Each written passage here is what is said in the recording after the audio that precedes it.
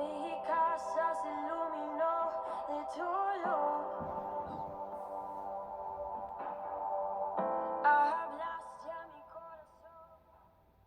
Excelente día. Vamos a continuar con las enseñanzas de esta doctrina acerca de la resurrección de muertos, un cuerpo glorificado.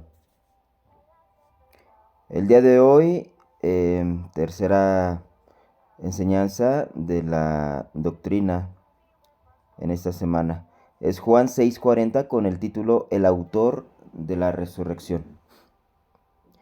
Y esta es la voluntad del que me ha enviado, que todo aquel que vea al Hijo y cree en él tenga vida eterna, y yo le resucitaré en el día postrero. Está hablando de nuestro Señor Jesucristo y nos está dando una promesa, pero como toda promesa también trae una condición, por decirlo de esa manera. Hay algo que nosotros tenemos que hacer para poder alcanzar y obtener la promesa que el Señor nos da.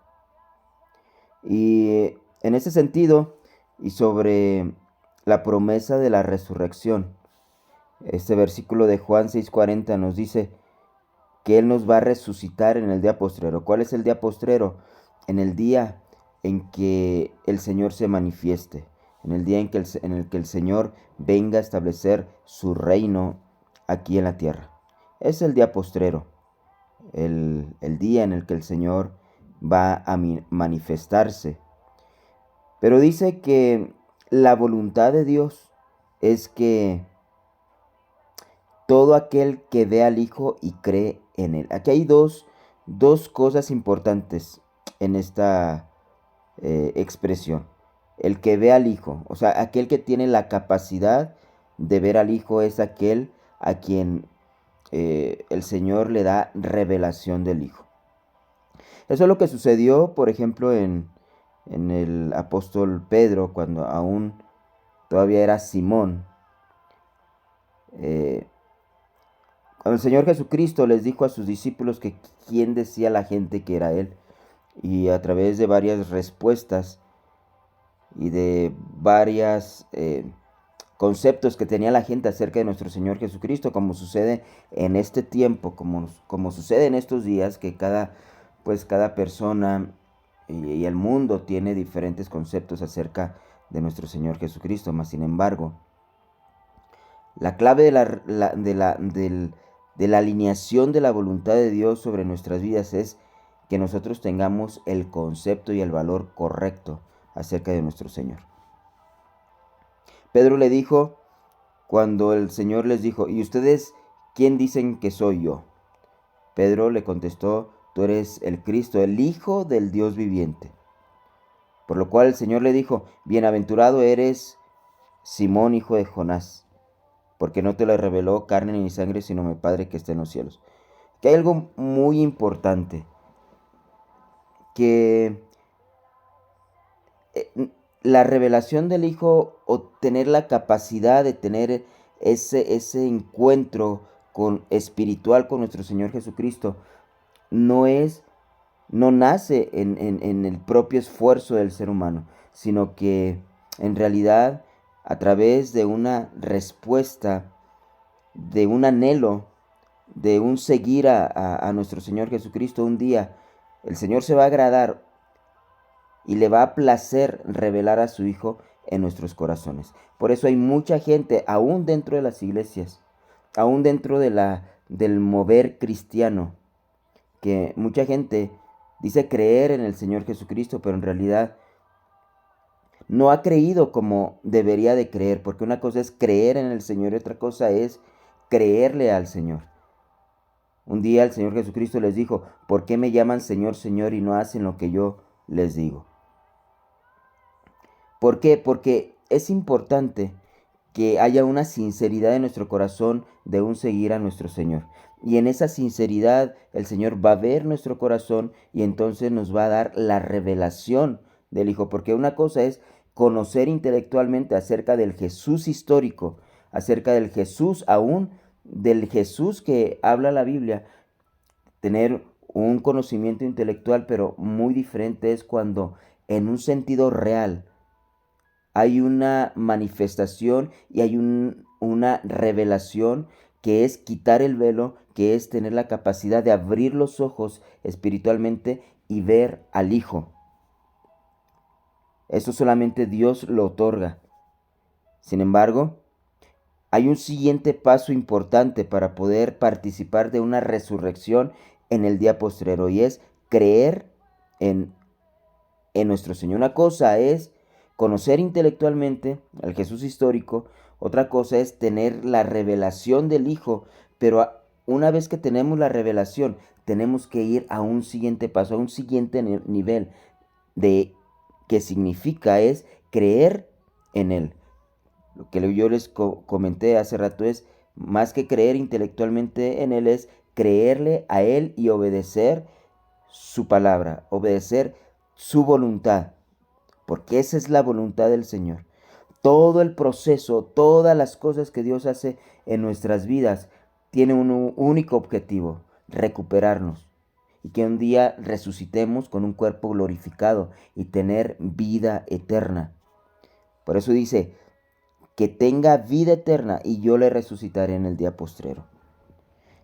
En este tiempo podemos obtener la vida eterna cuando vemos al Hijo, cuando recibimos la revelación, cuando creemos en Él, cuando empezamos a vivir en su voluntad, y entonces en ese momento confirmamos la vida eterna para que un día esa vida eterna sea expresada a través de una resurrección de un cuerpo físico, pero un cuerpo glorificado.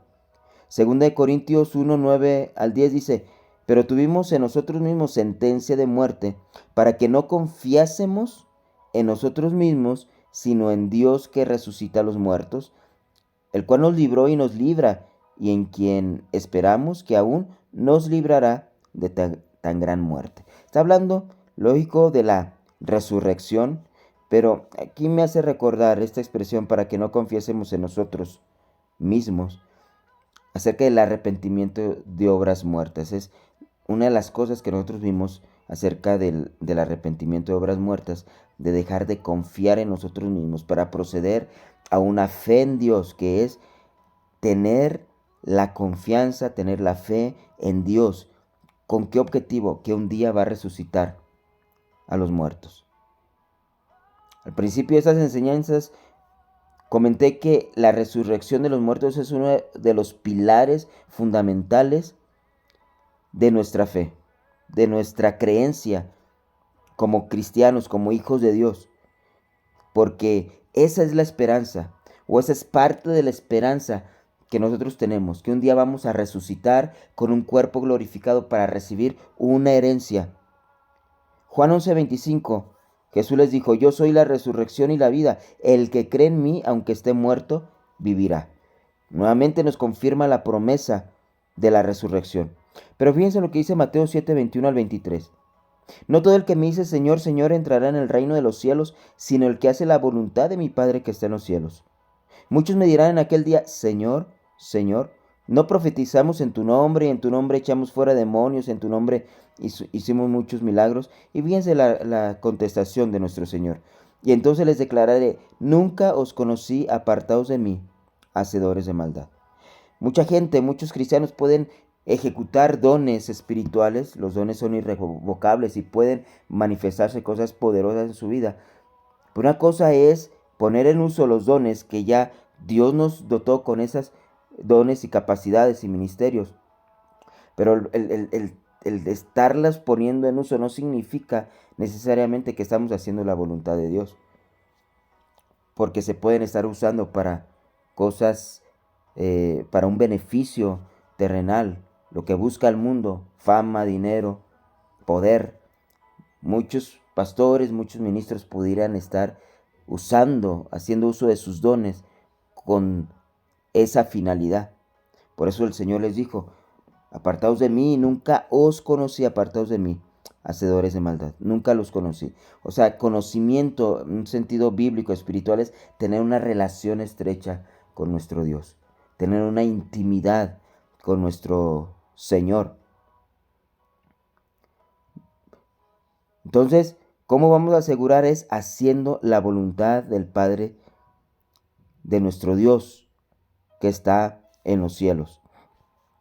Por último, acerca de Abraham dice, por la fe, Abraham, Hebreos 11 del 17 al 19, por la fe Abraham, cuando fue probado, ofreció a Isaac, y el que había recibido las promesas ofrecía a su unigénito, habiéndosele dicho, en Isaac te será llamada descendencia, pensando que Dios es poderoso para levantar aún de entre los muertos, donde en sentido figurado también le volvió a recibir. El título de esta enseñanza es el autor de la resurrección. ¿Quién es el autor de la resurrección? Nuestro Dios. Pero no solamente es creer que un día nos va a resucitar, sino tenemos que vivir como que realmente le hemos creído, que realmente estamos experimentando en este tiempo la vida eterna, viviendo en obediencia.